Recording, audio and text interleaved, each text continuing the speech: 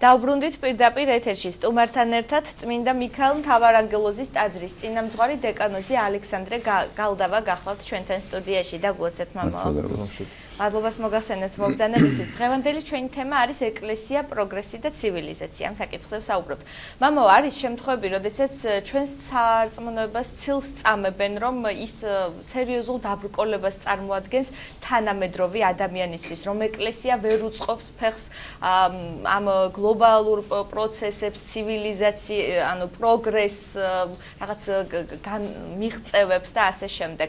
და რომ ვთქვათ ეკლესია გარკვეული პროგრესულად შექმნილი რაღაცების მიმართ არის კრიტიკულად განწყობილი, იგივე ტექნიკურ პროგრესს თუ ავიღებთ. რას გვეტყვით ამის შესახებ? რამდენად ცდარია თუ მართებულია ეს შეხედულება? ამ ბოლოს კიდევ ესეთი ტენდენცია წარმოვიდა, რომ არის სიბნელი ეკლესიაში და თუ ესე აზროვნებს, ბნელი ხარ შე. ამიტომ რომ კულტია ამ პროგრესულობის.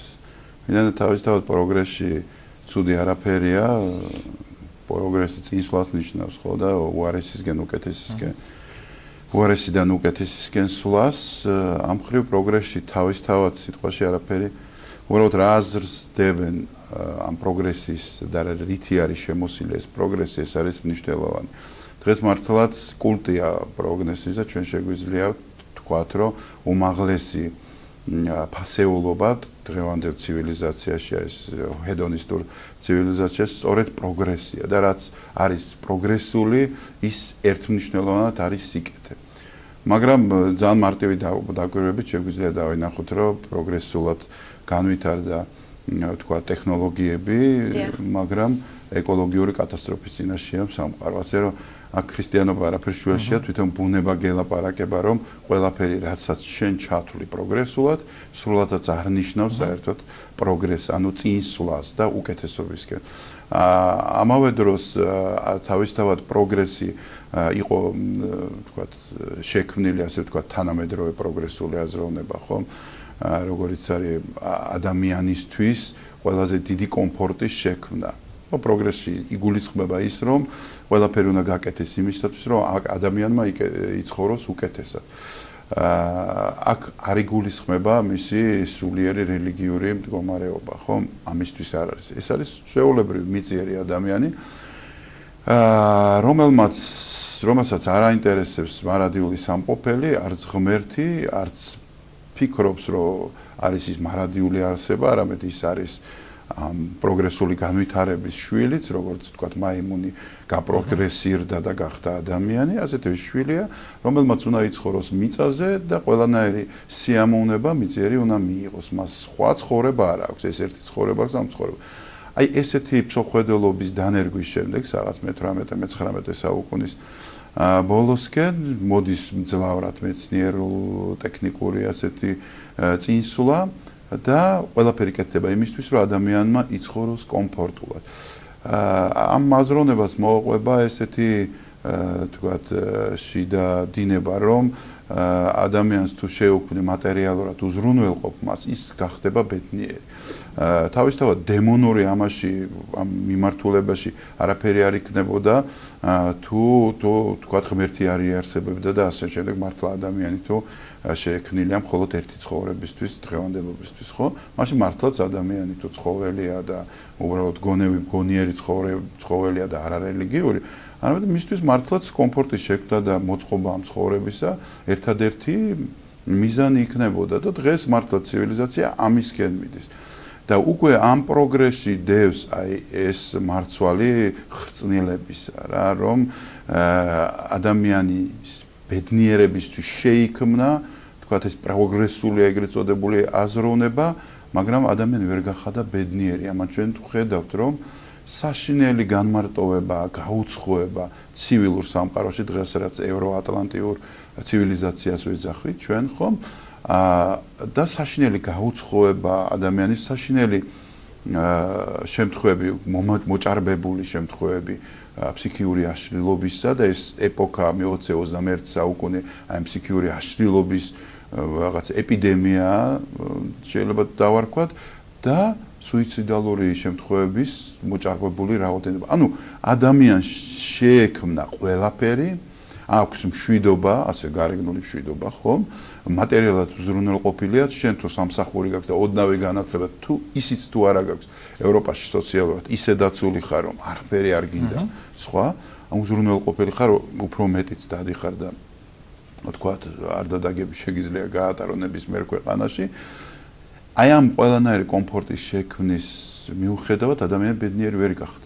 უფრო მეტიც ნიშანია ერთი უმნიშვნელოვანესი, რომ არ უნდა ესე იგი გაგრძელება სიცოცხლისა. ეს ძალიან მნიშვნელოვანი რამეა, იცით, თანამედროვე ცივილიზაციისა, რომ ნაკლები შვილიანობა, ნაკლები ოჯახი იქმნება და სულ უფრო რეგრესირებს, ამიტომ თქვათ აი მუსულმანური აღმოსავლური ქვეყნებიდან წამოსული ასე ვთქვათ განუვითარებელი ხალხი რომელიც სახლდება ევროპაში დღეს მათი დომინირება ხდება და ევროპელები უკვე ვფიქრობენ რომ პრობლემა ექნება თქვათ ეთნიკურად წარმოავალ ევროპელებს ვინაიდან ისინი მრავლდება მათ რომელთაც ასე ვთქვათ ცივილიზაციის სიკეთეები არ შეხებიათ მათ უფრო უნდათ გამრავლება მათ უნდა უფრო უნდათ ანუ სიცოცხლის გაცემა ანუ ისინი უფრო გამცემები არიან სხვათა შორის ადამიანის უმთავრესი თვისებაც ხომ ეს არის არა ან ჩაკეტილი ადამიანი ღია ადამიანი ჩაკეტილ ადამიანს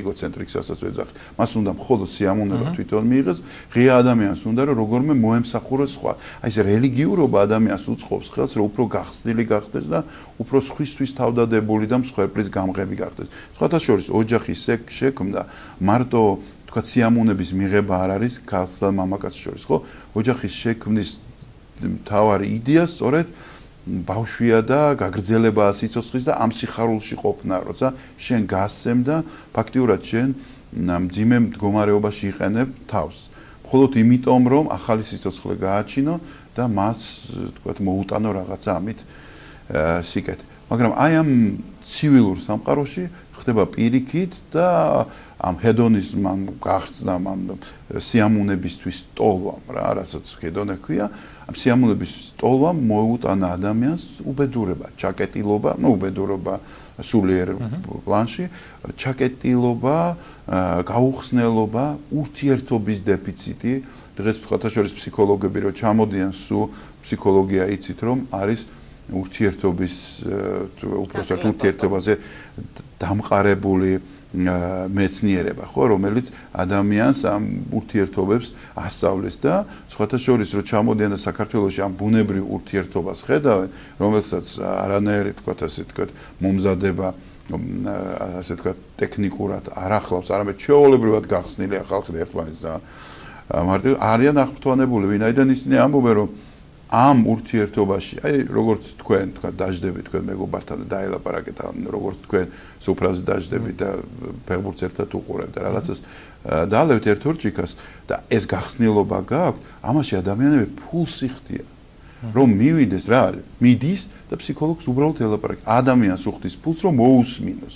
ანუ ფსიქოლოგს არ აინტერესებს ეს ადამიანი, მაგრამ რა ხან უსმენ, ის უკვე კმაყოფილია რომ ვიღაცა ადამიანმა მოусმინა.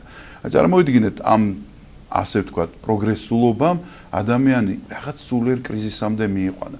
ვინაიდან თავისთავად, ნუ მიზეზი შეიძლება ვთქვათ, მარტივად შეიძლება უამრავი ვილაპარაკოთ, მაგრამ მარტივი მიზეზი ისე, როცა კარგავს ადამიანი ძირითად აზრს, რისთვისაც ის შექმნილია, არა და ადამიანი ამას გრძნობს, რომ მარტო ამ სიამოვნებისთვის არ არის შექმნილი და ამიტომ ვერ კმაყოფილდება ამ სიამოვნებას. ჩვენ ვიცით ასკეტური ლიტერატურიდან, რომ სიამოვნებას დაკმაყოფილება არ ახლავს.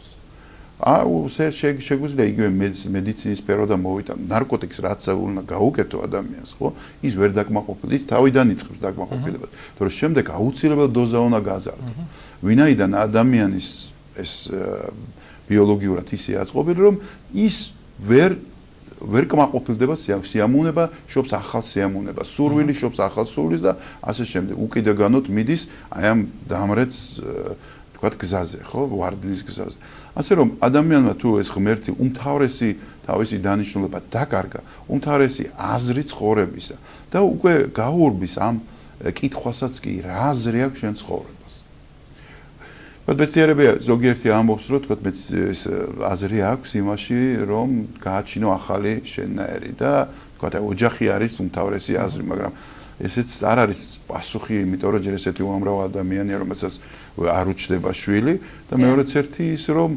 თავისთავად ოჯახიც არ არის საბოლოო კეთილდღეობა, ვინაიდან შენ შობს შენ მსგავს, რომელიც განწირულია ტკივილზე, წვალებაზე და სიკვდილზე საბოლოოდ.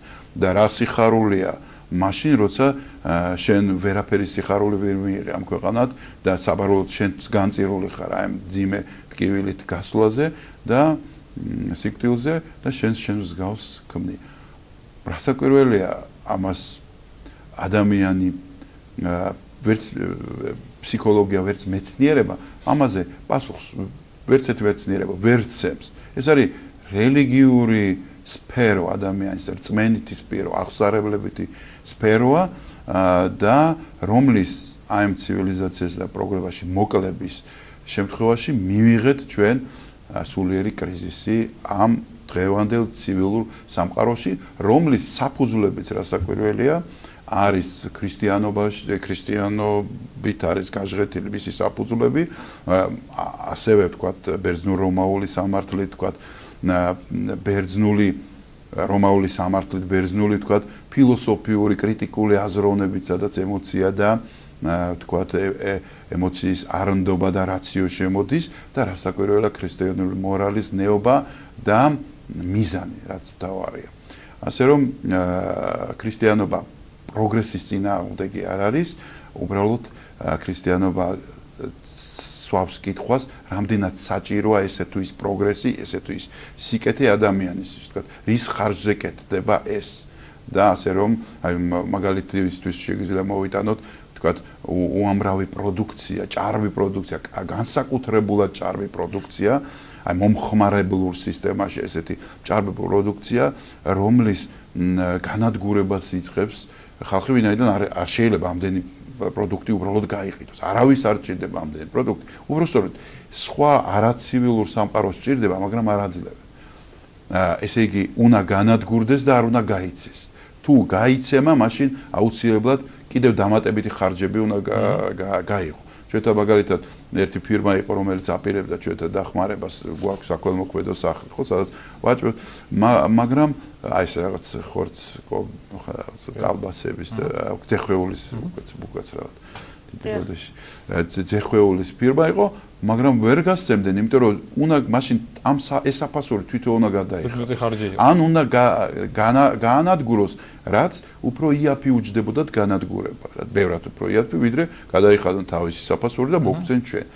ან წარმოიდგინე, ჭარბი პროდუქცია იქმნება, ეს ცივილური სამყარო ამბობს, რომ ამის გაცემა ესე არ შეიძლება და მთელი ნახევარი აფრიკა შიმშილობს, აზია შიმშილობს და იქ სამხრეთ ამერიკა შიმშილობს. და ეს ნადგურდება. ამ დროს ვთქვათ შეფარულია ყველაფერი ჰუმანიზმით, ადამიანისთვის კეთდება და ასე შემდეგ. ანუ ბევრი ისეთი კითხვებია ამ თანამედროვე ცივილიზაციაში, რომელსაც არა მარტო ქრისტიანებს გვისვავენ ჩვენ, არამედ ჩვენც შეგვიძლია რომ დავსვათ კონტრკითხვა და არაფერი დანაშაული არა იმაში, რომ ვთქვათ ჩვენც ჩავეკითხოთ ამას. თუმცა ისიც უნდა ითქვას, რომ არის გარკვეული აზრი გაბატონებული არა, მაგრამ ნუ რა გარკვეულ წრეებში, საეკლესიო წრეებში, თქვა, სასულიერო პირებში, რომლებისთვისაც რაღაც შაშიშია პროგრესის თქმა. თუმცა ყველაზე დიდი პროგრესირებული აზროვნება სწორედ ქრისტიანობა იყო, როცა რომის იმპერიამ აღიარა, თვით იმპერატორი დაიჩოქა და უარი თქვა მისი ღვთაებრივ წარმომავლობაზე და აღიარა, რომ მონავარ მოიხადა გვირგვინი და გახდა ქრისტიანი, ხო და დადგა უბრალო გლახაკების გვერდში, როგორი მოთხოვნაც იყო ეკლესიაში და ამის ესე ვთქვათ ეკლესიაში დღეს არის ჩვენთანაც უნდა ვაღიაროთ ყველაფერი როგორ რუსულად ვერ ვიტყვი ახლა ისე ბარბარიში ჩამეთვება რომ პამლე არ არსებობს თქო ცეცხლის გარეშე ხო რაღაც არსებობს ეს ვინაიდან ხედავთ რომ მაგრამ ესეც უნდა დავინახოთ რომ ეს შინიათ იმიტომ რომ ეს უკვე გაუნათლებლობის პრობლემაა ეკლესიაში როცა იცის თქვათ რაღაც გადარჩენის ერთი გზა რომელიც თვითონ დაინახა და დანარჩენი ახლის მიღება, თქვათ, არ შეუძლია პასუხი გასცეს კონკრეტულ კითხვაზე, ვინაიდან ამის შემეცება და ამის, თქვათ, ცოდნა არ აქვს და ამიტომ იკეტება და იზოლაციაში ამყოფებს თავის თავს, მრევლს, ესეთი მრევლი და იზოლაცია ვიცით რომ ერთმნიშვნელოვნად არის ფანატიზმის კარგი საწინდარი, აი ნოყიერი საწინდარი და ხედავთ კიდევაც როგორ რაღაც წრეებში მართალია ეს ღმერთმა დაგვიფაროს რომ თელ ეკლესიაში არა პირიქით ეკლესია მართლაც აღორძინების ხანასა ხანა დაგვიდგა მაგრამ ეს პრობლემა არის რაღაც სიბნელის ჩაკეტილობის მხოლოდ რაღაცა ეპოქის აღების განსაკუთრებულად მაშინ როცა წმინდა მამები განსაკუთრებული მოღვაწეობის ხანა იყო და მხოლოდ მისი ფორმის გადმოღება ფაქტიურად რაღაც კალკირება რომელიც ჩემი აზრით და ბევრი ქრისტიანის აზრით არ არის სწორი კალკირება მხოლოდ თავარი არის შინაარსის გადმოღება თორემ მე უფასრო დაჭირდებოდეს ერთნაირი თქვა 2 იოანე ოქროპირი 10 ეყოლებოდაც და 20 არ ჭირდება იოანე ოქროპირი 1 ისე როგორც ბახია 1 ბეთჰოვენი 1 და ასე შემდეგ აგერ ჩვენი წმინდანების თითო ყავს და უფალს უნდა 21 საუკუნის ადამიანმა თავისი საუკუნით შესაბამისად ადიდოს შინაარსი იდოს რასაკვირველია ის მარადიული რაც წარუშლელია და არ ექვემდებარება ხსნილებას ასე ვთქვათ და გადახედვას თუმცა მისი ახსნა აუცილებელია თანამედროვე სამყაროში თანამედროვე ენით გასაგები გახდეს რაც ვთქვათ მაცხოვარმა გააკეთა თავის დროზე პირველ საუკუნეში როცა ის არა ვთქვათ რაფინირებული ივრიდით საუბრობდა არამედ საუბრობდა არა საეკლესიო მოკლედ ებრაულით არამედ არამეულად საუბრობდა და ეს არამეული იყო იმდროინდელი სლენგი ასე ვთქვათ და ის ლაპარაკობდა ქუჩისენი ყველაფერს გასაგებია იმიტომ რომ მისი აზრი არ იყო ხალხის აღფრთოვანებაში მოყვანა თავისი ჭერმეტყველებით ანუ მისი აზრი იყო რომ გადმოეცა შეგონება ყველაზე მარტივად და ხელმისაწვდომად ადამიანის რომ გაიგოს ბრძენმაც და უბრალო ადამიანი ამიტომ არის ძალიან ხელმისაწვდომი ასე რომ დღესაც ეს ცოდნა რომელსაც ჩვენ თქვათ შეიძლება ვიღაცებმა გავიგეთ ვისაც ღვთისმეტყველო განათლება აქვს რაღაცა მაგრამ უბრალო ადამიანს უნდა მიუტანო ისე რომ მისთვის იყოს და მე-20 საუკუნის ადამიანს მიუტანო 21-ში ვარ. მიუტანო ისე რომ მისთვის იყოს ნაცნობი და რაც თავარია მშობლიური და თუნდაც აი პროგრესული. მან ქრისტიანობაში იმხელა მუხტიდებს რომ იმას საუკუნეები ვერაფერს ვერ უზღავს. ამიტომ აი პროგრესულობა აქ უნდა დაინახოს.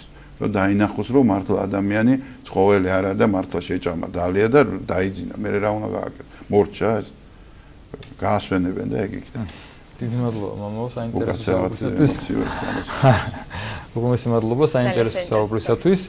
ისეთ თემა ამაზე ბევრი გადაცემა დაგვჭირდება, მაგრამ დღეს მაინც შევეცადეთ მოკლედ შევხვებოდით. მე შეგახსენებთ გვესაუბრებოდა მთავარანგელოზ მიქაელის ტაძრის მთავარანგელოზ მიქაელის სახელობის ტაძრის წინამძღვარი დეკანოზი ალექსანდრე გალდავა.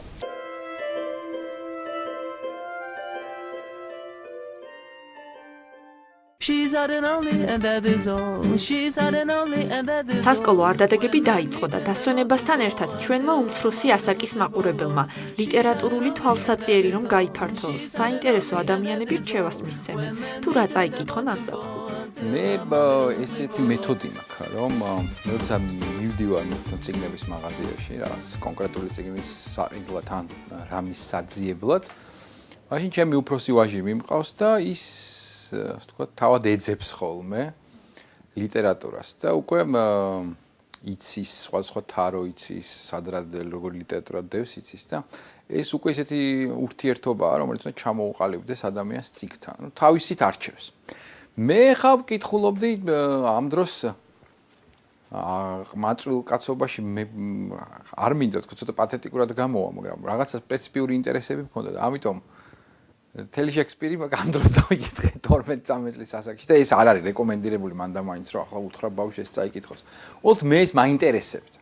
დრამა მაინტერესებდა, პიესები მაინტერესებდა და მაინტერესებდა დიდი ლექსი როგორ იწერებდა და ამიტომ ასე ვთქვათ კლასიკას კითხულობდი.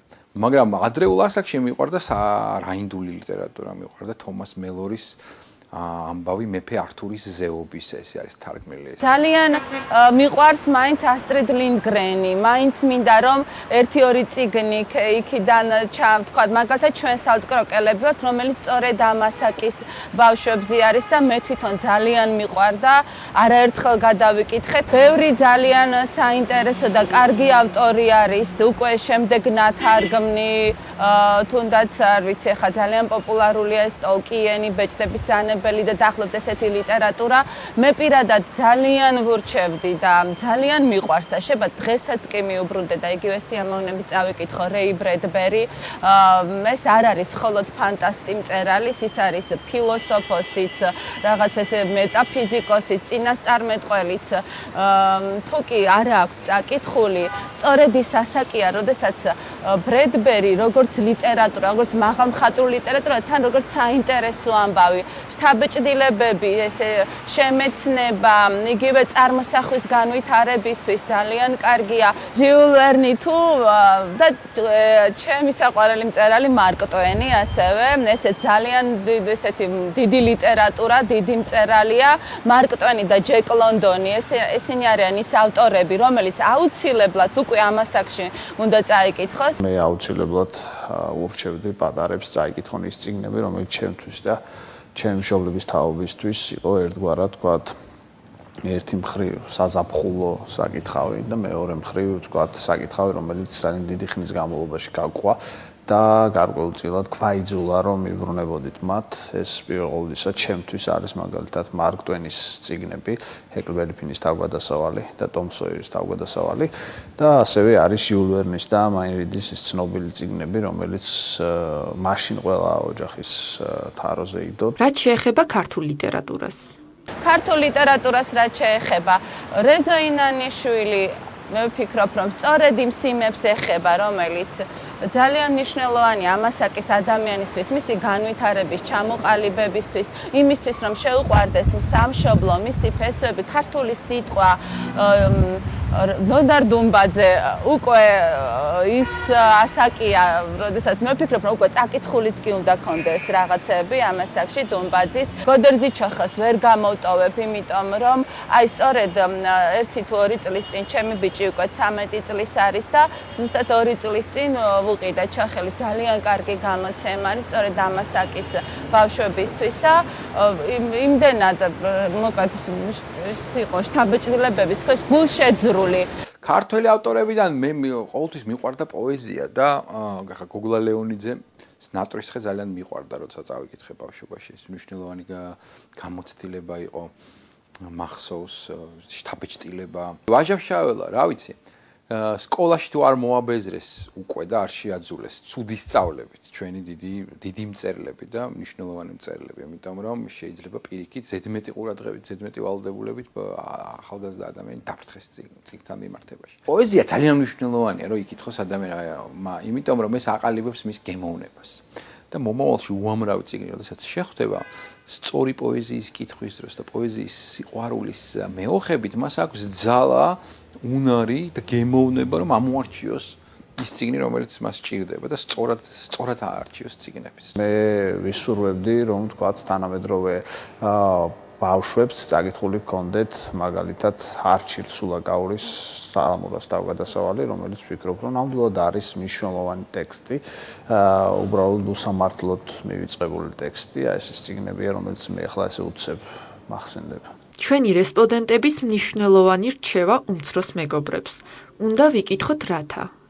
უნდა წაიკითხო, იმიტომ რომ შენ გეძლევა საშუალება იცხოვრო სხვა ადამიანების ცხოვრებით და გამოცადო მათი ტკივილები და სიხარულები, რასაც უმეტესწილად მხოლოდ წიგნის მეშვეობით შეძლება. ადამიანი მარტო არ იბადები ადამიანად, ადამიანად ყოველდღე უნდა გახდე და ამისთვის რომ ადამიანი გახდე, უნდა წაიკითხო. მადლობა. არაფერს.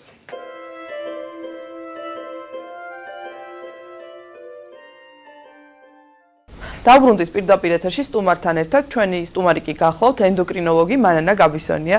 დილამშვიდობის ქალბატონო მანანა, ძალიან დიდი მადლობა რომ გვესტუმრეთ. მოგესალმებით. ჩვენთვის როგორც ცნობილია, თქვენ დიდი ხანი არ არის, რაც დაბრუნდით ამერიკიდან, სადაც მიიღეთ მონაწილეობა კონფერენციაში და ეს კონფერენცია ეხებოდა, როგორც ვიცი, ენდოკრინოლოგიურ პრობლემებს და ძირითადად დიაბეტს, შაქრიან დიაბეტს. აი, მოდით სწორედ ამით დავიწყოთ. შეერთებულ შტატებში რა მეთოდები აქვთ განსხვავებული დიაბეტის მკურნალობის? მკურნალობის მეთოდები ძირითადად იგივეა, უბრალოდ ერთადერთი მიდგომა შაქრიანი დიაბეტი ტიპი 2-ის ამ ეტაპზე ესეთი სიახლეთ შეიძლება ითქვას ის, რომ პირდაპირ ჩვენებად იყო მითითებული ინსულინოთერაპიაზე გადაყვანა, როცა იყო დიაბეტი როცა ვლინდება, თავიდან ვცდილობთ დიეტით მოვაწესრიგოთ, მე ჩავთოთ ნელ-ნელა მედიკამენტები და ნუ შემდეგ ეტაპად გადავიდეთ თქვათ ინსულინზე. აქ პირდაპირ ჩვენებად იყო ინსულინოთერაპია და განსაკუთრებით ეს შედარებით ახალი ინსულინი არის პრეპარატი ლანტუსი, რომელსაც არ აქვს პიკი და ამიტომ უფრო მოსახერხებელია, საღამოს საათებში კეთდება და საშიშროება იმისი, რომ დავარდეს შაქარი და პაციენტი ჩავარდეს გიპოში, ამის საშიშროება არ არის. რატო საინტერესოა, აი თქვენ აღნიშნეთ და ეხლა უკვე დაუშვათ ამერიკელები პირდებენ ინსულინის ნიშნავენ და მე მსმენია, რომ დაუშვათ ყოველთვის ერიდებენ ინსულინის დანიშნულს და რაღაც ბოლო მომენტამდე არიდებენ თავს. რატო ხდება? დაუშვათ რამე უკუჩვენებას თავს ინსულინი თუ არა, პირიქით როგორ გეკეთებათ ინსულინი ეს ერთ-ერთი ძალიან კარგი პრეპარატია დიაბეტის მართვაში.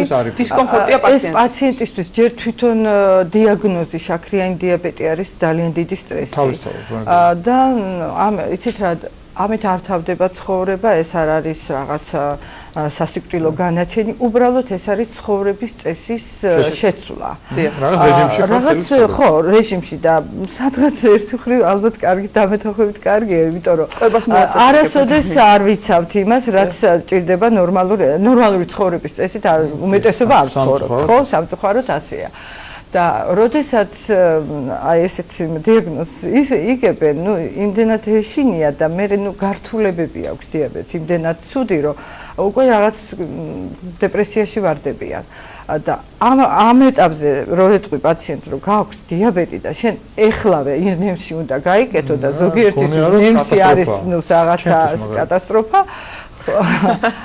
ეს უკვე იწევს რაღაც საშინელ იმას.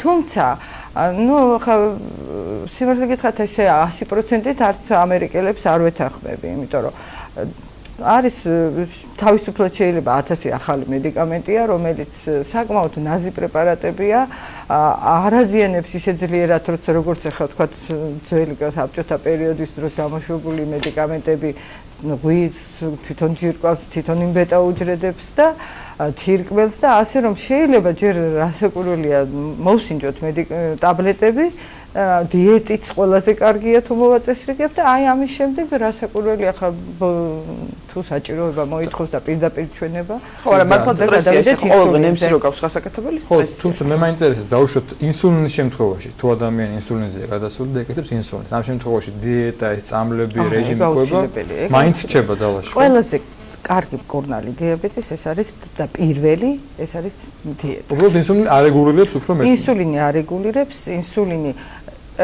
იცით რა არის მედიკამენტი რასაკეთებს ტაბლეტი. ტაბლეტი აქტიურებს ბეტა უჯრედების მოქმედებას, აიძულებს გამოიმუშაოს ინსულინი, ასე ვთქვა. გასაგებია. ამ შემთხვევაში ჯირკვალს ვასვენებთ, როგორც უნდა თავის ჯგვალზე მუშაობს.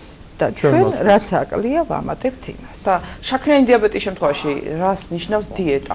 ყვების რა რეჟიმს, ანუ 3 საათში ერთხელ ჭამა, 4 საათში თუ აი როგორ არის ეს დარეგულირებული? ტკბილი საერთოდ არა, მხოლოდ არა, ეხლა ვეკითხეთ, ეს რაში ეს არა, ტკბილი ადამიანები ვართ, ძალიან ძნელია და მით უმეტეს აკრძალული ტკბილი ყველაზე უფრო სასურველია.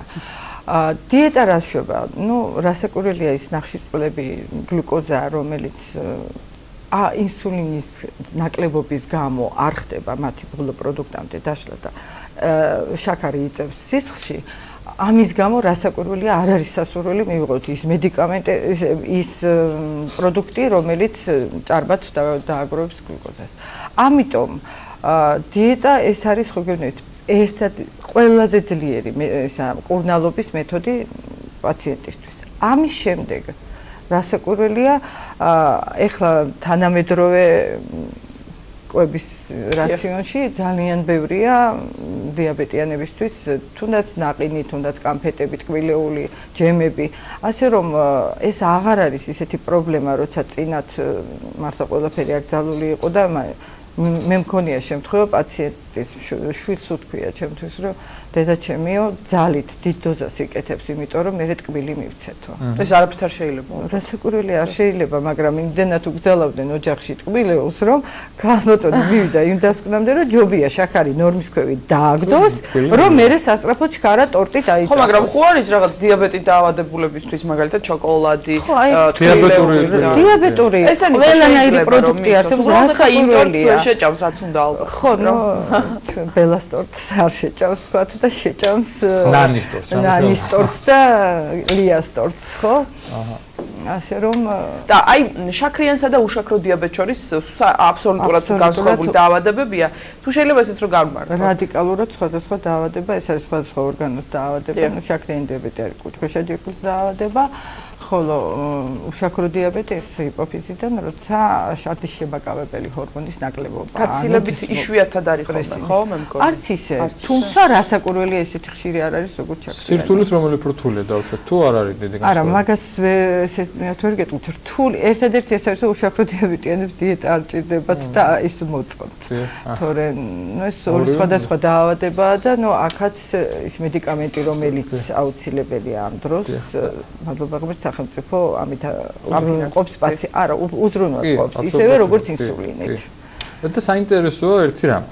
ეს არის დავუშვათ გენეტიკური დიაბეტი, თუ ეს შეიძლება იყოს შეძენილი, ხა ძალიან ხშირად გვსმენია, რომ დავუშვათ ნერვიულობა, სტრესი, რაღაც გარკვეული მოვლენები იწვევს დიაბეტს, ხო? გაგვიგია, რომ აი ნერვიულობის შედეგად მიიღო და ასე შემდეგ. ეს რამდენად სწორია, თუ აუცილებლად გენეტიკაშია სადღაც და მე ხდება ამის პროვოცირება. რასაკვირველია, დაავადება არის გენეტიკური. შეძენილი ეს არ არის, სტრესი არის მაპროვოცირებელი. ინფექცია შეიძლება ისე კი კოდირებულად არის გენეტიკაში. რა, სადღაც რომელიღაც თაობაში თუნდაც შეიძლება მშობლებს არ ქონდეთ ბებია-ბაბუას, ან ვიცით, ან არ ვიცით და ეგ გქონდათ. და ნუ მე სტრესი უბრალოდ პროვოცირებას. ან შეიძლება არ გამოვლინდეს, მაგრამ შეიძლება არასოდეს არ დაიმართოს, მაგრამ თუ არის სადღაც, ნუ აი სუსტი წერტილი არის სტრესი ამბული და სტრესი ამრო მაპროვოცირებელი. აი, ხო ხდება ხოლმე დავუშვათ ძალიან მცირე ასაკში ხდება, ბავშვების ასაკში გამიგია. ამ შემთხვევაშიც შეიძლება იყოს ისე, შეიძლება აი გესტაციური დიაბეტიც არსებობს, ანუ ორსულთა დიაბეტი. ეს არ არის ორსულობის, მხოლოდ ორსულობის პერიოდში როცა არის დიაბეტი. იმშობია დედა და ნაყოფზეც რასაკვირველია. აი მე გამიგია რომ როდესაც ძალიან ისეთ დიდი ნაყოფია, ბავშვი თქვა 5 კილო დაიბადა, ძალიან დიდი რისკია რომ დიაბეტით დაავადებული იყოს ეს ბავშვი. კი და რასაკვირველია როდესაც ანამნეზს ვკრიბავთ პაციენტს, როცა მოგვაკითხავს და განსაკუთრებით ქალბატონია, ყოველთვის ვეკითხებით შვილები ყავთ, რა წონის დაიბადა. ამას აქვს მნიშვნელობა. დიახ. არა და ზოგს მხარია პრინციპში ხარო 5 კილო ბავშვი დაიბადა, რამ სუკანი დაიბადა. ასევე არის ჰიპოთიროზის შემთხვევაში ფარისებრი ჯირკვლის პათოლოგიების დროს, როცა უხარია თუ მე ისეთი წყნარი ბავშვია, ისეთი მსუქანია, ისეთი თეთრია და ამ დროს ეს შეიძლება რაღაც პათოლოგია იყოს ფარისებრიდან წამოსული. როცა დავუშვათ დიდი წონის ბავშვებს საუბრობთ, როცა ხდება ესეთი ამ რომ ბავშვი აი მცირე ასაკიდან ძალიან ბევრ ტკბილეულს იღებს, ხო?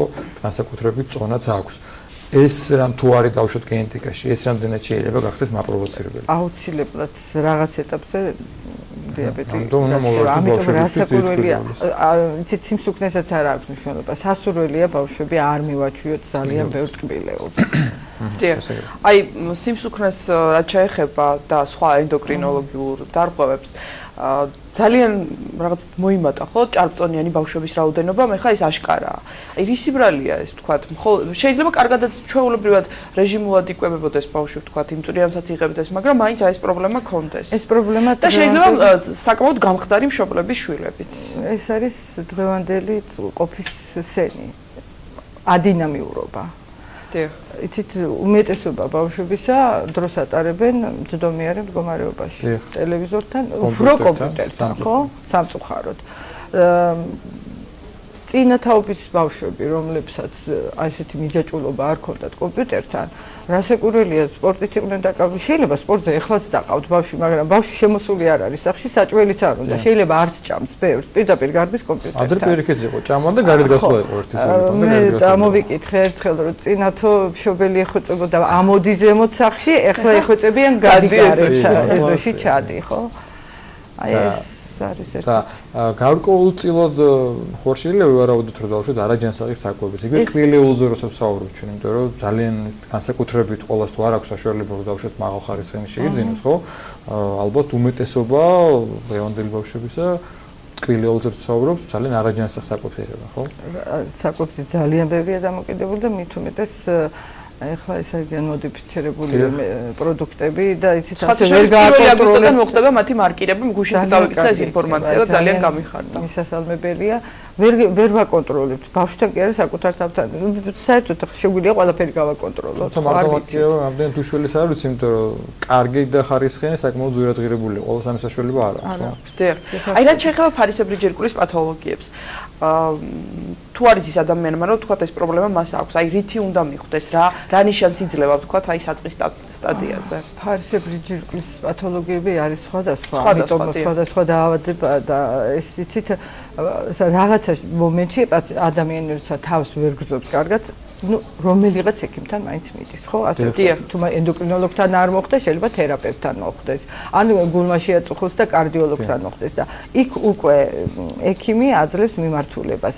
რასაკვირველია, ექიმი ხვდება, რა კუთხით შეიძლება იყოს, გამორიცხა კარდიოლოგმა გული არ აწუხებს. ესე იგი რისგან შეიძლება? აი, მოდით ენდოკრინოლოგად გამოვიკლოთ. უკვე გადაამისამართებს ენდოკრინოლოგთან. და ამის შემდეგ, ну, ასე ხდება დიაგნოსტიკა. გენეტიკას ამ შემთხვევაში დიდი მნიშვნელობა აქვს, ხო? მნიშვნელობა აქვს. აი, თუ კი არის ოჯახური ანამნეზი, ასე ვთქვათ, ანუ დედას ქონდა, ბებიას ქონდა, აი ბავშვი უნდა მივიყვანოთ თუ არა 3-4 წლის ასაკში პატარა ბავშვი და პრევენციისთვის, იცით ბავშვი ესე უცებ მოკიდე გახდა 3 წელს გავაქციოთ ენდოკრინოლოგთან, ახლა ბებიას ქონდა, ან ბაბუას ქონდა, ასე არ არის, მაგრამ დედა ალბათ შეატყობს, ნუ ან თუ არის ჰიპოთირეოზის შემთხვევა და ჰიპოთირეოზია, ანუ ფუნქციის დაქვეითება ჯირკვლის, ადინამიურები არიან ბავშვები, უფრო მოწყვეტილები, უფრო ეზარებათ რაღაცა, ისა უფრო ძილიანობა აქვთ, ნაკლებ ძნელად იმახსოვრებენ და აი ასეთ შემთხვევაში, ნუ რაღაცა მშობელი ამას ამჩნევს, ეწება განგაში და აკითხავს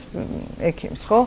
და იქ უკვე ხდება რასაკვირველია დიაგნოსტირება ნაადრევად. სხვა შემთხვევაში თუ გადიდებული პირიქით ფარისებრი ჯირკველი. ან შეიძლება ვიზუალურად იყოს გადიდებული, შეამჩნიონ და მე უკვე დადგეს. ან თუ ბავშვს ამ პირველი ჩივილებით რა მშობელმა შეამჩნია ოჯახის წევრმა, უფრო ადვილია შემდგომ. ადვილია რასაკვირველია. აი დიაბეტის შემთხვევაში როგორ ხდება? თუ არის დაუშვათ დიაბეტის შემთხვევაში, შეიძლება ესე პრევენციის არ მიხვიდეთ, არ გაესჭო, მაგრამ თუ დაუშვათ უკვე გამოვლინდა ამ შემთხვევაში როგორ ხდება? ბავშვსაც თუ დიაბეტი გამოვლინდა და ეს არის ბავშვზე ლაპარაკი, იქ არ არის უკვე ორი აზრი, რასაკვირველია პირდაპირ იწყება ინსულინოთერაპია. დიაბეტის შემთხვევაში აი მცირე წლოვან ბავშვს ამბობ, ძალიან რთულია ალბათ დიეტა, ხო? აი როგორ უნდა დააცვევინო, ანუ ტკბილეული როგორ უნდა აკრძალო ესე მთლიანად. იცით, აქ უკვე პედიატრს მკურნალ ექიმზეც ბევრია დამოკიდებული და საერთოდ დაავადების მართვა რასაკვირველია ექიმი აძლევს დანიშნულებას, ძალიან ლომისწილი არის თვითონ პაციენტის შინაგან კულტურაზე, შეგნებაზე დამოკიდებული, როგორ მიუდგება დაავადებას, მაგრამ ექიმზეც ძალიან ბევრია. იცით, არის ბავშვები ხა მე მყოლია პაციენტი არ თავს არ ვიქებ, მსუქანი ბავშვები, ეხლა ველოდები კიდე უნდა მობრძანდეს ანალიზებზე ყავს გაშვებული, მსუქანია ბიჭო, ნუ ჭამსო ბებია ჩიოდა, იცით როგორ აი დღე ჭამს, ღამე ჭამსო, ციკანი აჩუქესო. ხო და მე რაღაც გაეჭხირაო და დასაკლავი გახდაო, ციკანიო და თან ტიროდა და თან მაყალი მოქონდაო. წარმოიდგინეთ. მოდი და უარი. ხო და აი როგორ უნდა და არის 10-11 წლის ბიჭო არის და ნუ არის აი რამხელა ვერ გეტყვით, მკერდი და მასტურბაციაც არის. მოსაფერებლად ძალიან საყვარელი. აი მასთან მე ვფიქრობ და მშობლებსაც ვთხარი რომ აი რომ მოვიხვალთ და მომიყვანთ ანალიზების პასუხი რომ მექნება, არ მჭირდებით თქვენ, ჩვენ ორმა უნდა ვისაუბროთ. ექიმმა უნდა იცით რაღაცნაირად ჯერ ნდობა მოიპოვა რომ დაგიჭეროს. ისე შენ არ შეიძლება არ ჭამო. არა, ესე არ ხდება. რაღაცით უნდა დააჯერო, უნდა შეაგნებიო რომ ის მისთვის მავნეა. ძალიან ჭკვიანი ბიჭი ყავს კიდევ ასეთი პაციენტი ერთი იბეჭდება კიდეც ის არის ფსიქოლოგიური მუშაობა იცით როგორ მუშაობთ და ეს ჩემი ყველაზე დიდი მეგობარია გინდა იჭერეთ გინდა რა Facebook-ის მეგობარი ყავს ძალიან თბილი ტკბილი და ძალიან მიყვარს და ძალიან იშრომა საკუთარ თავზე ბიჭი რომელიც 13 წლის ასაკში სადღაც 100 კილოზე მეც იწონი და ეხლა არის გადასარევ ფორმაში და ძალიან კარგად ინარჩუნებს. ოჯა, უფროსების შემთხვევაში თუ არის იგივე პრობლემებს თუ აწყდებთ, რომ დავუშვათ, აი პაციენტს უხსნით, იგივე დიაბეტზე ან დავუშვათ ფაისებულ რეკორდს და ცოტა არ გემორჩილება. ცოტა არა, ძალიან ხშირად არ გვემორჩიან, ძალიან ხშირად მამაკაცებთან გვიწევს ამაზე ძალიან ბრძოლა, იმიტომ რომ ერთი ჭიქა, ხუთი ჭიქა სასმელზე ყველაზე მეტი გართულება. პირველი შეკითხვა ალბათ ეგ არის, რომ რამდენი შემიძლია დავლიო და რა საკურველია. და აი რამდენი დავლიო და მე ცოტა ხეშოთ ვთქვათ ვაჭრობთ. რამდენი შეიძლება დალიოს ან შეიძლება თუ არა რამდენი შეიძლება დალიოს? არა, უნდა დალიოს, მაგრამ თუ მაინც და მაინც უნდა დალიოს. ჯობია სასურველია ღვინო დალიოს და არა არაყი და კონიაკი როგორც ეს გავრცელებულია. რა აი კონიაკს ავექიმო ღვინოს არა. არა, უბრალოდ ღვინო ხო სასარგებლოა საერთოდ ხა ორგანიზმისთვის წითელი ღვინო ერთი ჭიქა. მაგას გულისხმობ. ისანდაზო როგორ არის მელასო რაც. რაც ესიზრებოდა, რაც ესიზრებოდა ისევადებოდა. არა, ერთი ჭიქა წითელი ღვინო მე ვიცი რომ სასარგებლოა. კი, რასაკურველი ერთი ჭიქა წითელი ღვინო თუ სასარგებლოა. არ ვსვავ ეს მავნია, იმიტომ რომ მე არ ვსვავ არც ერთ და არც ორ წვეზე. რამე დამემართება რომ ორ ვსვავ. როგორ გეკეთებად? არა, ძალიან ქოლესტერინის დონეს დაბლაწევს როგორც ვიცი და კი, გადასარევია. ძალიან კარგი აქტივსიდანტია ერთი ჭიქა წითელი ღვინო. ერთი ჭიქა დალია დღეში წითელი ღვინო. მაგრამ ჩვენთან როგორც წესი ასე ახდება. არა, კახა საერთოდ არ სვამს და იმიტომ. ძალიან კარგი. ძალიან დიდი მადლობა, ძალიან საინტერესო საუბრობთ ჩევებისთვის და ვიცხო რომ ჯანმრთელად შევეცადოთ ყოველ შემთხვევაში თუ რამე დაავადება გვაქვს ეს არის ტრაგედია. მიმართოთ ექიმს. უნებრივია და დაუჯეროთ რასთავარი. რასთავარი უნდა და ისე რასაკვირველია, აი კვება არის უმთავრესი. ზოგადად ჯანმრთელი კვების რეჟიმი ძალიან რეჟიმი, ცხოვრების სტილი და რეჟიმი და რასთავარია სპორტი. მოძრაობა. არ არის აუცილებელი სპორტსმენი და ჩინოსნები ვიყოთ. ფეხით ჩემსავი დღეში 2-3 კილომეტრი მინიმუმ. აი ეს გადასარევია ნამდვილად შევეცდები. მე არ დალევ გუნდს და ვივიდე და შენ სულ. ჯანმრთელობას გისურვებთ.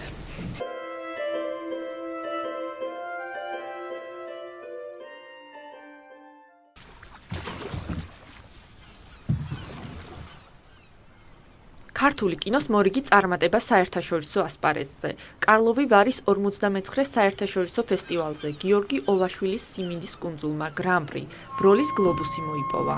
ფესტივალზე მოგვიანებით ახლა თავად რეჟისორი ფილმის იდეის გაჩენის შესახებ გვესაუბრება. ეს მოხდა სრულიად შემთხვევით, ეს იყო მახსოვს ჯერ კიდევ 2008 წელი, როდესაც ჯერ კიდევ არ იყო დასრულებული ფილმი გაღმანაპირი და მე და ბატონი ნუგზარი მაინც ესე ინტენსიურად ხვდებოდით ხოლმე, ვფიქრობდით რა შეიძლებოდა ყოფილიყო ჩვენი შემდგომი აბიჯი და ერთ დღეს ბატონმა ნუგზარმა თქვა ესეთი ამბავი რომ იციო რომ აი ენგურზე რომ მე როდესაც ენგური იყო თავისუფალი კაშხალისგან თავისუფალი ანუ თავისუფლად მოედინებოდა გაზაფხულობით წყალდიდობის დროს მდინარეს მოაქვს კარგი მიწა, კარგი ნიადაგი კავკასიის მთებიდან და წყლის დონე როდესაც ქვემოთ იწევს ეს პატარა კუნძულები ჩნდება შუა მდინარეშიო.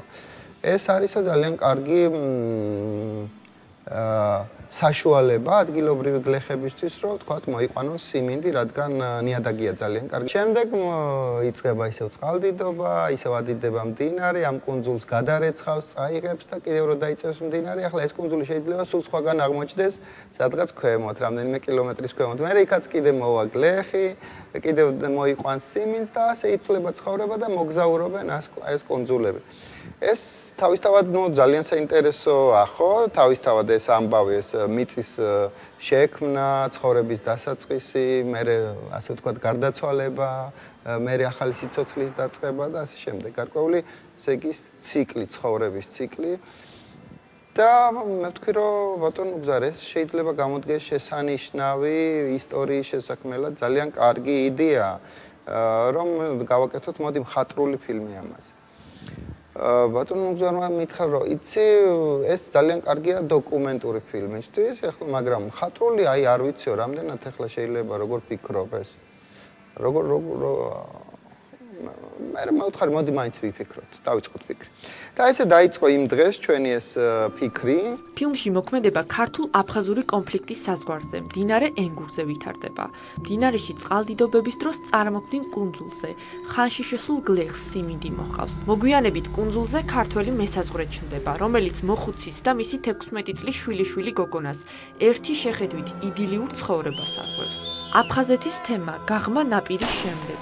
მეორედ გაჟღერდა გიორგი ოვაშვილის ფილმში. არის თემები, რომლის ამოწურვა მაგალითად ვერ ხერხდება იმ ფორმატში, როგორც შეიძლება იყოს, რაც შეიძლება იყოს თქვა ერთი მხატვრული ფილმი. როგორც ჩანს, მე გაღმა ნაპირში ვერ დავასრულე ეს თემა, ქვეცნობიერად. მე ისევ დამრჩა ეს ინტერესი, რომ უფრო სხვა კუთხით შემეხედავ, თქვათ, ამ კონფლიქტისთვის, ამ პრობლემისთვის და ზოგადად კონფლიქტისთვის, საერთოდ ადამიანებს შორის კონფლიქტისთვის შეიძლება ასე ითქვას. მე ვფიქრობ, რომ ეს არის თემა, რომელიც რეალურად მთლიანად სიბნელეშია დღემდე მოქცეული.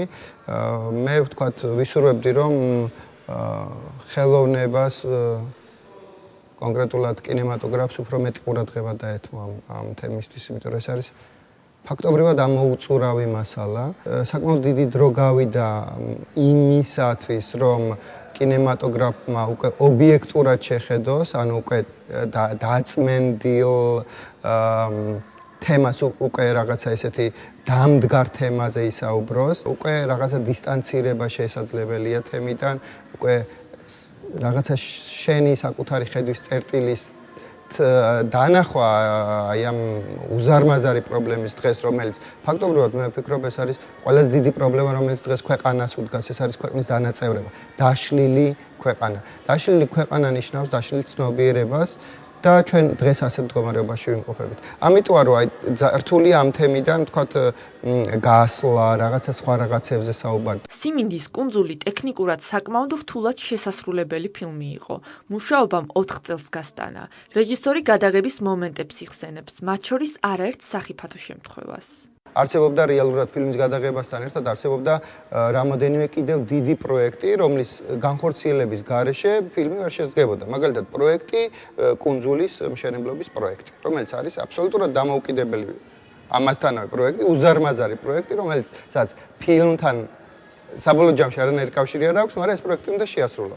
მაგალითად, არსებობდა პროექტი ძალიან რთული, როგორ უნდა მოიყვანოს სიმინდი ამ კუნძულზე და მოიყვანო 4 სხვადასხვა ზომის სიმინდი. შენ ხო ვერ დათესავ სიმინდს კუნძულზე და მერე დაელოდები და გადაიღებ დათესვას, მერე დაელოდები რო ამოვა გადაიღებ. ეს ხო წარმოუდგენელი, ეს არ არის დოკუმენტური სურათი, ხო? შენ მაშინ გჭირდება, თქვათ, უკვე გაზრდილი სიმინდი, რა დღესაც შენ გადაღება გაქვს, თქვათ. დღეს არ გაქვს სიმინდი, ხვალ გაქვს ასეთი ეპიზოდი. ეს რა თქმა უნდა იყო ძალიან დიდი სამუშაო. გადაღების პროცესიც რასაკვირველია, იყო ძალიან სპეციფიური, ძალიან რთული, იმიტომ რომ უკვე საქმე გაქვს შენ წყალთან, წყალთან მუშაობა ცოტა რთულია. ჩვენ ძალიან ცუდი ამბებიც კი შეიძლებოდა დამთავრებულიყო ისეთი სიტუაციები იყო, მაგალითად, ერთ შემთხვევაში, როდესაც ნავი ამობრუნდა და ფაქტობრივად ჩვენი დამდგმელი ოპერატორი ბეწვე გადარჩა, რომ ნავი არ დაეცა პირდაპირ თავში, რომელიც ფაქტობრივად ცუდად დასრულდებოდა.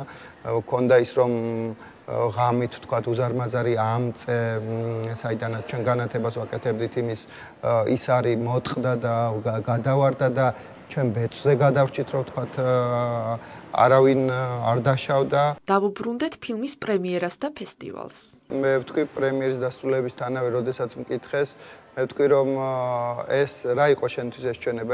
ეს ჩვენება ჩემთვის იყო გაცილება ფილმის ჩემგან. ანუ მე გავაცილე ამ პრემიერით, მე ასე ვთქვათ, პატივი მივაგე ჩემი მხრიდან, რომ დავჯექი და 100 წუთი, თუმცა ეს ძალიან რთული იყო, მაგრამ თავიდან ბოლომდე უყურე და ეს არის ჩემი, ასე ვთქვათ, ბოლო ნახვა ამ ფილმს, მე ამ ფილმს უბრალოდ სამწუხაროდ ვეღარ ვნახავ თავიდან ბოლომდე ვეღარასდროს. პირველ რიგში ეს ჩემთვის არის ჩემი ქვეყნის გამარჯვება.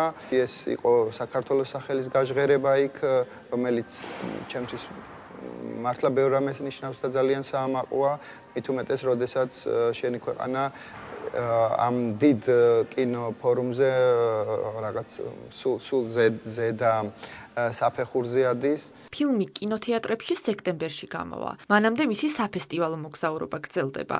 გიორგი ოვაშვილი კი მორიგ საინტერესო ფილმზე მუშაობს, რომელიც ასევე საქართველოსთვის რთულ პერიოდს ეხება.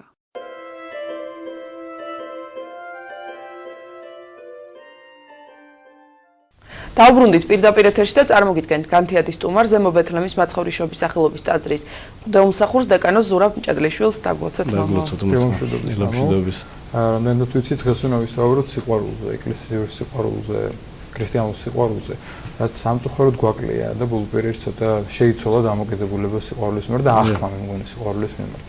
დიახ, შეგვიწევს ხოლმე აი ასეთი სახით გვინდა რომ ვისაუბროთ, მიმართოთ საზოგადოების ყურადღება რომ აი დღევანდელ დღეს რომ გადავხედოთ თუნდაც ტელევიზიას თუ ტელევიზიებს თუნდაც მათ პროგრამებს გადაცემებს ნახავთ რომ თითქოს არის გადაცემები არის ახალი გადაცემებიც შეიძლება ლამაზად შეფუთული მაგრამ აი თითქოს სული რო აქვს გამოცლილი და უსულო გადაცემები აი ასეთი რამ შთაბეჭდილებას ტოვებს იმიტომ რომ ის სიყვარული რაც ადამიანს ჭირდება რასაც ვერაფრით ვერსად ვერ პოულობს როგორც არ უნდა განვითარდეს რა პროგრესაც არ უნდა მიაღწიოს როგორი ფუფუნებაში არ უნდა იცხოვროს კომფორტში ადამიანების ურთიერთობა რაც არის რაც ადამიანს ყველაზე მეტად ჭირდება რაც არის სიყვარულით ურთიერთობა ერთმანეთში აი ეს ყოველთვის ნაკლოვანებას განიცდის ადამიანს მას ჭირდება რომ ჰქონდეს ურთიერთობა ადამიანთან და ჰქონდეს ეს თბილი და სიყვარულით დამოკიდებულებით. აი ასეთი რამე უკვე აღარ არის. აი რომ შევხედოთ გადაცემებს ასეთი რამეს ვერ იპოვი. ალბათ მხოლოდ ჩვენს ტელევიზიაში თუ ნახავთ ასეთი გადაცემებს დანარჩენ ტელევიზიის პროგრამებიცაც რომ მივყვეთ და ესე გადავიდეთ ვერ ნახავთ. ამასთან ერთად მე მინდა ვთქვა რომ აი ამ ჩვენმა ტელევიზიამ საპატრიარქოს ტელევიზიამ სულ 5 წელიწადში ისეთ რამესაც მიაღწია რომ თქვა სერიოზული ტელევიზიები ვისაც სურს რომ აი გარკვეულად როგორ გადაცემებზეც მე ვამბობ რომ უფრო ადამიანური ურთიერთობები გქონდეთ ჩვენგან სესხულობენ გარკვეულ ჩვენს ნაწამს რომ თავისი გადაცემა რაღაცნაირად დაფარონ და შეავსონ ეს იმას ნიშნავს რომ ჩვენთან ისეთი გადაცემები სიუჟეტები კეთდება ფილმები რომელიც აი ჭირდება ხალხს რომელიც აუცილებელია და ძლიერ ტელევიზიებს რომელიც ძალიან დიდი ხნის განმავლობაში უკვე მოღვაწეობენ მოქმედებენ იმათაც კი დაჭირდა ჩვენგან წაღება გარკვეული გადაცემებისა ამიტომ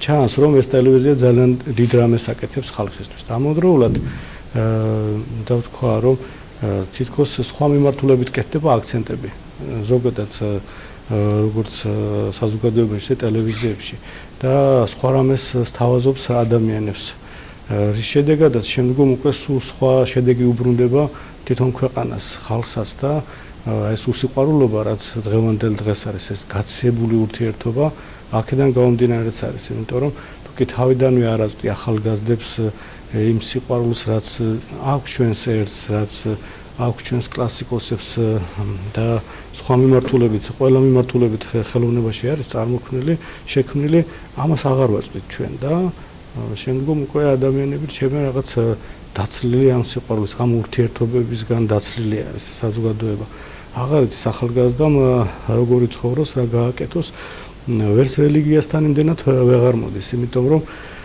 თავისთავად ყველა ადამიანი ბავშვობის პერიოდი ყველა მიცის და რელიგიასაც თავის დამოკიდებულება აქვს ახალგაზრდებთან ზედმეტად რელიგიაზე თქვათ საუბარი ნაადრევ ასაკში რომც შეეცადოთ და დაელაპარაკოთ ვერ აღიქვავს ადამიანი რაღაც მცირედ ეტაპით იმის მიხედვით თქვათ რა ასაკში არის ბავშვი ნელ-ნელა შეიძლება შევაჩვიოთ რელიგიას მაგრამ უკვე ზაც გააზრებულად ღებულობს ყველაფერს რაღაც 21-22 წლის და შემდგომ შეიძლება რომ ნელ-ნელა იფიქროს და თავისი ისიც იმის მიხედვით ვის რა ნიჭი აქვს მიცემული და რა სულის პატრონი არის, აი იმის მიხედვით იწყებს უფალთან ურთიერთობას. მანამდე სწორედ აი საბავშვო ლიტერატურით შემდგომში უკვე კლასიკური ლიტერატურით უნდა შეძლოს ადამიანმა მივიდეს უფლამდე და მივიდეს ეს სიყვარულის მეშვეობით. სხვანაირად უფალთან ვერავინ ვერ მიდის და თუ ეს არ არის, თუ ეს ურთიერთობა არ ჩანს ადამიანებში და არ ვაწვდით, თავისთავად ახალგაზრდები უკვე მთლიანად დაცლილები არიან ასეთი ურთიერთობის. ეხლა მე დღეს უყურებდი ჩვენ ტელევიზიაში რაზოინანიშვილის შესახებ იყო გადაცემა. გურამ დოჩანაშვილის შესახებ იყო გადაცემა, რაც არის საგანძური არის დღევანდელი დღისთვის და ეს სხვა არხებზე რომ ნახოთ, ვეღარ ვნახავთ უკვე ამას ასეთი სახის გადაცემებს, ესეთ წერილებზე, ესეთ შემოქმედ ადამიანებზე ვეღარ ვნახავთ. ამიტომ ვიღებთ მე სულ სხვა შედეგს. რელიგია მთლიანად მოცული არის იმით და მისი მთავარი მიზანი ის არის რომ ადამიანი აცხონოს და ეს ცხონება ცხოვრებას ნიშნავს, ეს სიყვარულში ცხოვრებას ნიშნავს. აქვე იწყებს ადამიანი ამას და ამიტომ მთლიანად ამ მიზანი ის არის რომ ადამიანი უფალთან მიიყვანოს ახლოს და მარადიულ ცხოვრებასთან ჰქონდეს მას შეხება. თუკი მთლიანად საზოგადოება უკვე ახალგაზრდები ვერ მოდიან თქვათ აი ლიტერატურის მეშვეობით ეკლესიასთან, მე უკვე ჩვენ ყველა ვიცით გვაქვს ინტერნეტში შეხება ახალგაზრდებთან არის უამრავი საიტი და ვნახავთ თუ რამხელა აგრესია არის. ეს საოცარი აგრესია არის ამ დროს როცა ვამბობთ რომ ძალიან დიდი კულტურის სიყვარულის მქონე ერი ვართ და ამ დროს უცბად ისეთ განცხადებებს, ისეთ დამოკიდებულებას, ისეთ მიმართულებებს ნახავთ რომ აი პირდაპირ რო თქვათ კბილთა ხრჭენა რომ აი ეს შეიძლება ეწოდოს. ალბათ ადამიანები რომ ეს ახალგაზრდები რომ მიუშვა ერთმანეთზე შეიძლება ძალიან ცუდად შეეხონ ერთმანეთს და ძალიან ცუდი ძალიან სკოლის ასაკში ძალიან კრიმინალია დაჭრა ჭუბი. აი სწორედ ეს არის შედეგი იმისა რომ არ ეწდება ის ლიტერატურა, ის მწერლობა, ის გადაცემები დღევანდელ დღეს ძალიან დაჩქარებული ცხოვრება არის და ახალგაზრდებსაც უნდა მიეწოდოთ, შეიძლება პატარა გადაცემები იყოს მცირე, მაგრამ უნდა იყოს ძალიან კარგად გათვლილი იმაზე რომ ახალგაზრდა მიიღოს ეს და ეს თუ ვერ ხდება შემდგომში უკვე აი სწორედ როგორც ვთქვით ასეთ შედეგს ვიღებთ და მიზანმიმართულად და ამასთან ერთად ჩვენ უნდა ვიცოდეთ რომ თუ კი სწორად არ ჩამოყალიბდა ცნობიერება ახალგაზრდებში შემდგომ უკვე სხვა სახეს ღებულობს თუნდაც სატელევიზიო სივრცეში და თუნდაც მათ შემოქმედებაში. ახლა არ დავასახელებ ტელევიზიას, მაგრამ რამოდენიმე ხნის წინ ერთ-ერთ არხზე გავიდა ფოლკლორთან მიმართებაში. ახლა ფოლკლორი ჩვენი სული არის, ჩვენი ტრადიცია არის, ჩვენი სოფხედველობა არის, ყველაფერი არის ჩვენი, რომელიც საკმაოდ გაშარჟებულ მდგომარეობაში იყოს. შეიძლება იმ ადამიანებს აღარც კი ესმით, რომ თქვა ასეთ ამ ფოლკლორს ასეთ სახით არ უნდა მოეპყრან.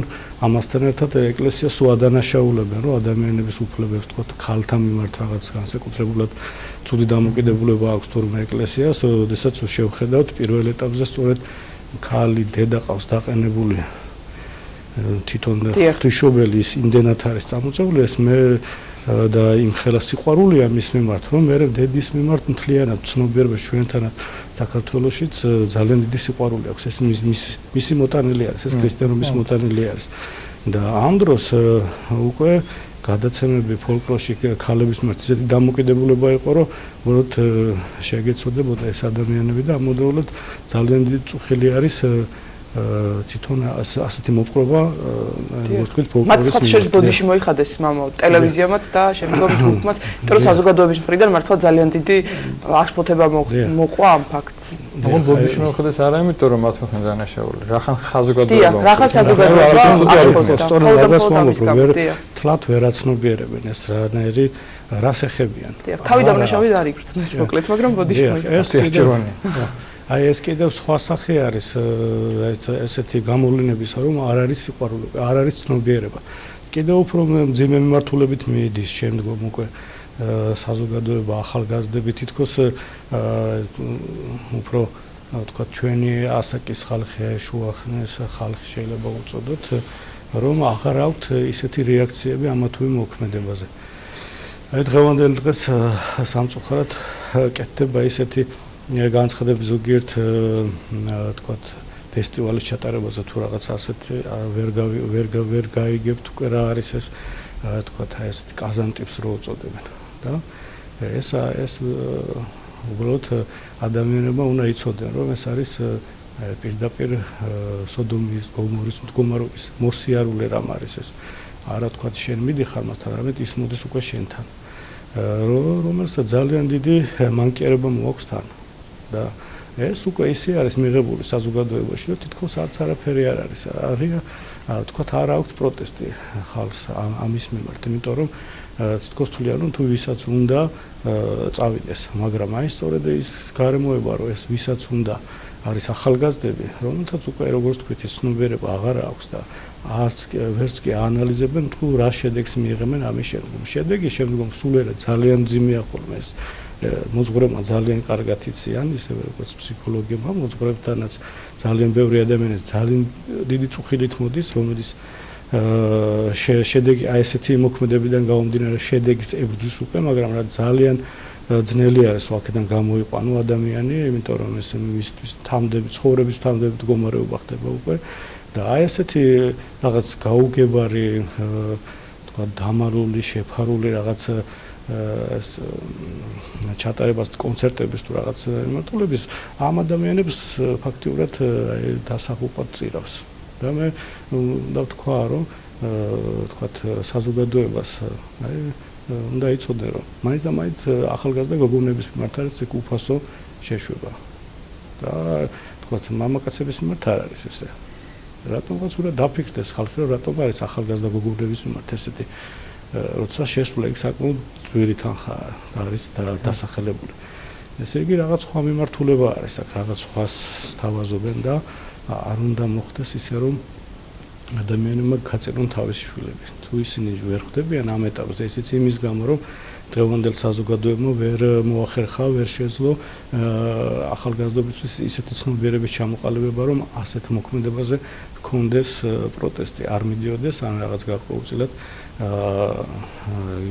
თავისი დასკვნა გამოქონდეს სწორი მიმართულებით ფიქრობდეს მაინც რაღაცას გამოთქვამდეს და მე ისე მიდიოდეს წონიდეს რაღაცას შორის აკეთებდეს არჩევანს პირდაპირ საკმაოდ ისეთი მძიმე ამბები მოდის რომ ძალიან ბევრი ახალგაზრდა მიდის და აპირებს წასვლას რაც ფაქტიურად იქნება აი როგორც თქვით ძალიან დამანგრეველი ახალგაზრდების განსაკუთრებით ყურადღება მისაქცევია მაგრამ რომ ეს ყველაფერი ტარდება მარიამის მარხვაში იმ ფონზე როცა სიამაყით ვაცხეა თუ ღვთისმშობლის წოთხედრი ქვეყანა ვარ და ასე შემდეგ დიახ ამავდროულად ჩვენ უნდა ვიცოდეთ რომ აი ამ პერიოდში აი ამ 20 აგვისტოდან ხო როგორც 20 აგვისტოდან მე მგონი 20 აგვისტოდან ეწყება რომ იქ ძალიან ბევრი რამე არის დაშვებული ერთმთლიანად თქვა ნარკოტიკებთანაც საკმაოდ ისეთი ლოიალური დამოკიდებულება არის პირდაპირ დაშვება არის ყველაფერს ამიტომ ახლა უნდა იფიქროს თვითონ საზოგადოებამაც ალბათ ეკლესიამაც ერმაც თავისი დამოკიდებულება გამოგონოს და დააფიქსიროს რომ ეს უნდა თუ არ უნდა ეს არ იქნება ესეთი რომ თქვა აი ერთხელ მოხდა ღვთის წინაშე ერთხელაც რომ სოდავს ადამიანი ეს დავით მეფსალმონე აბობს ცოდვა ჩემი წინაშე შემსარს მარადის ესე იგი სულ ჩემთან იქნება ეს თუ კი უფალი მიუტევებს და არ განასწრებს მას თორე ეს ადამიანის მოქმედება ის მარადიულად მასთან რჩება და ესე ახლა უკვე ერის გადასაწყვეტი არის ესაც ჩვენ რას ვირჩევთ საით მივდივართ და ამის დაშვების შემდგომ უკვე ფაქტიურად ძალიან ესეთი გზა შეიძლება მივცეთ აბსოლუტურად ყველანაირ მიმართულებით აი მცოდვებს რაც იქ არის მცოდვების ხო და ლეგალიზებას ასე რო თქვა ამიტომ აი უნდა იფიქროს ხალხმა მამო აი თუ მაინც ჩატარდა ვთქვათ ეს ფესტივალი, ღმერთს მაქნას რომ არ ჩატარდეს, მაგრამ თუ მაინც ჩატარდა. არ ამგონია რომ რომელიმე მშობელს უნდადეს მისი შვილი იქ მოხვდეს. მაგრამ ნუ ამ დროს გარდატეხის პერიოდში მოგეხსენებათ რომ მშობლებს არ უჯერებენ ბავშვები. და როგორ უნდა ვთქვათ შეიძლება რომ მშობელი მიუდგეს ამ შემთხვევაში შვილს. აი სწორედ ეს არის რომ ამ პერიოდში ადამიანს არ აქვს ის უნარი ჩამოყალიბებული მით უმეტეს თუ ნათლად გარემოც არ უწყობს ხელს რომ მან სწორი არჩევანი გააკეთოს. არ იცის ეს უბრალოდ ამიტომ არის მშობელი და ამიტომ არის უფროსი თაობა და თქვათ საზღვრავს რა უნდა დაუშვას, რა არ უნდა დაუშვას, რა არის მათთვის მისაღები, რა არ არის მათთვის მისაღები, თქვათ სკოლის პერიოდში ხო არ არის ეს ბავშვებს რაც უნდათ ან როგორც თვითონ ფიქრობენ, თქვათ რის შესაძლებლობა აქვს იმის მიხედვით ტარდებოდეს სკოლაში ყველაფერი, ხო? ეს საზღვრავს დირექცია. ესე არის სახელმწიფოში, ხო, მართვა სახელმწიფო სტრუქტურების საზოგადოების მიერ ხდება და არა თქვათ იმის მიხედვით ვის რა უნდა ეს, ვის რა უნდა, როგორ გააკეთოს და არა მათ იმის მიხედვით თუ რამდენად საჭიროა ესა თუ ის მოქმედება. ამიტომ თვითონ საზოგადოება უნდა იფიქროს ამაზე და უნდა უთხრას რომ ეს არ არის კარგი, თქვათ თლაც სიჩუმე არ შეიძლება რომ თქვათ არ თქვათ რომ ეს არანაირი მნიშვნელობა ამას არ აქვს, კარგია თუ ცუდია, ეს დამოკიდებულება არ შეიძლება. იმიტომ თქვით რომ ცოტა ჩემი წინაშე შემსასმარად ის შეიძლება ჩვენ არ წავიდეთ იქ, მაგრამ ეს ჩვენი მოქმედებაც არის თქვათ თუ არ დავაფიქსირებთ წინააღმდეგობას, ჩვენი დამოკიდებულებაც არის აქ და ჩვენც მოგვეთხოვება ამაზე, ესე არ არის რომ თქვათ ჩვენ არ მოგვეთხოვება რახან იქ არ წავართ. ეს ჩვენ უნდა ვიმოქმედოთ ისე რომ სხვაც არ გაუშვათ, ხო? ცოდვისკენ ეს არის მთავარი. ხოთაშორის ასევე საგულისხმოა, რომ ჯვარიწერია საქართველოს დაანაკლეს, მაგრამ სწორედ ის ტერიტორია წაერთვა, დროებით ყოველ შემთხვევაში იმედია უკრაინას, სადაც ტარდებოდა ეს ფესტივალი. დიახ, ესეც უნდა მოხდეს გათვალისწინება ამის შემდგომში. ხშირად მე აი ვამბობ ხოლმე და ადამიანებს ვეუბნები, რომლებიც გარკვეულწილად არ ცხოვრობენ ქრისტიანულად, ან არც განცდა არ აქვს. როდესაც ადამიანი აი ყველანაირად ეწინააღმდეგება უფალს და არანაირ შესაძლებლობას არ უტოვებს რომ რაღაცნაირად ადამიანი თავისკენ წამოიყვანოს, მე განსაცდელები იწყება ხოლმე. იწყება რომ რაღაცნაირად დააფიქროს რომ გამოაფხიზლოს, განსაცდელი არის არა მიზანმიმართული ქმედება, დაშვება, არამედ უბრალოდ იმისთვის რომ ადამიანი გამოფხიზლდეს. და მე ხშირად ვიწყებთ ხოლმე რომ რატო ხდება ჩვენ თავს ასეთი რაღაცა, რატომ მოხდა ჩვენ ქრისტიანები ვართ ამდენი საუკუნის განმავლობაში. ახლა დღევანდელ დღეს უფრო ვართ ტრადიციით ქრისტიანები და თქვა შეიძლება სიტყვიერად, მაგრამ მოქმედებით თუ ასეთ გადაწყვეტილებას ღებულობთ და თქვა ამის მიმართ პროტესტი არავის არ აქვს, ესე მძაფრით კი არა საერთოდ არ ჩანს, არ ვიცი მე არ მინახავს ყოველ შემთხვევისთვის, როგორ ვართ ქრისტიანები ერთდროულად არ შეიძლება უფალი გვეუბნება რომ ვერ ემსახუროთ ორსა ბატონს ანუ ღმერთს, ანუ მამას ორივესთან ერთად ვერ იქნებით.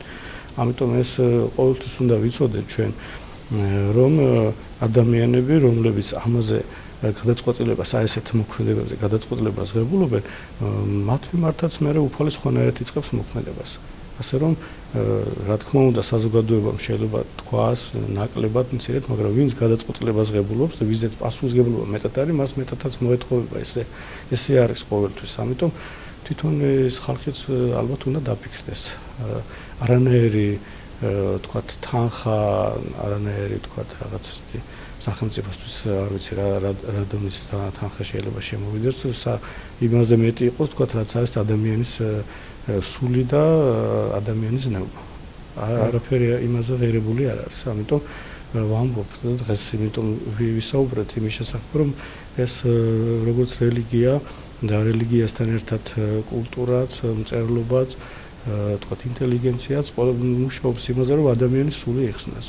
და ამ დროს უკვე თითქოს აი გაჩერებულები ვარ, თითქოს აღარ გვაქვს ის სული რომ პროტესტიც კი გაცხადდეს. თქოს რაღაც ცუდ ტონადაც ითვლება, რომ აი ეს მსგავსი ტიპის აქციებს შეეწინააღმდეგო. აი ასეთი ცნობიერება ყალიბდება სამწუხაროდ, რაც თქვათ მე კიდევ და კიდევ უფრო დამძიმდება გარება, იმიტომ რომ ახალგაზრდები რომლებიც თქვათ აი ამ ყველაფერს პირდაპირ ღებულობენ, მათთვის უკვე ზღვარი აღარ არის, ვეღარ საზღვრავენ რა არის, ყველაფერი მისაღები ხდება და ვეღარ გებულობს სიკეთე რა არის.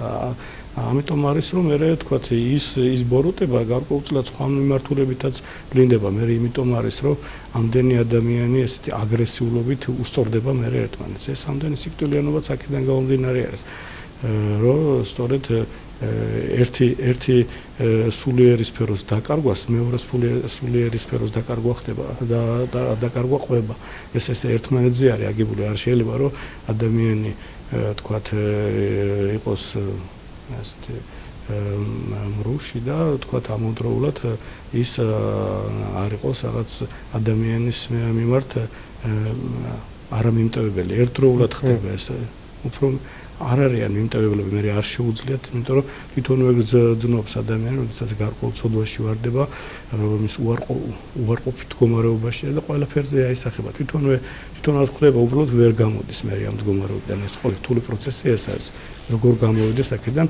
თვითონაც აღარ შეუძლიათ ეს მე იმიტომ არის ნერვიული აშლილობები ყოფა ფსიქოზური მდგომარეობაში ვარდება ადამიანი და ეს მე მთლიან საზოგადოებაში აისახება ერში აისახება იმიტომ რომ ემოცია არის ადამიანი რომელიც ატარებს უარყოფით ემოციას რაც უფრო მეტია ესეთი ადამიანი თავისთავად გარემო მეტად მძიმდება ამას თუ არ მოუარეთ და თუ სწორი ნაბიჯები არ გადაიდგა აი თუნდაც ტელევიზიებით ხა ჩვენ თქვით რომ ჩვენ 5 წელიწადია მოქმედებ და რაღაც გარკვეულ დონეს მივახციე და ეს საზიხარულო არის მაგრამ არის ტელევიზიები რომელსაც ძალიან დიდი გამოცდილება აქვს ამაში რომელსაც მე ვფიქრობ არ იყენებენ სწორი მიმართულებით დიდი მადლობა მომო ღმერთს ვაქნას რომ ყველაფერი ისე განვითარდეს როგორც მოვლენები ისე განვითარდეს როგორც ჩვენი ქვეყნისთვის იქნება საუკეთესო დიდი მადლობა შევახსენოთ მაყურებელს გადაცემის სტუმარი იყო ზემო ბეთლემის მაცხოვრის შობის სახელობის ტაძრის მღვდელმსახური დეკანოზი ზურაბ მჭედლიშვილი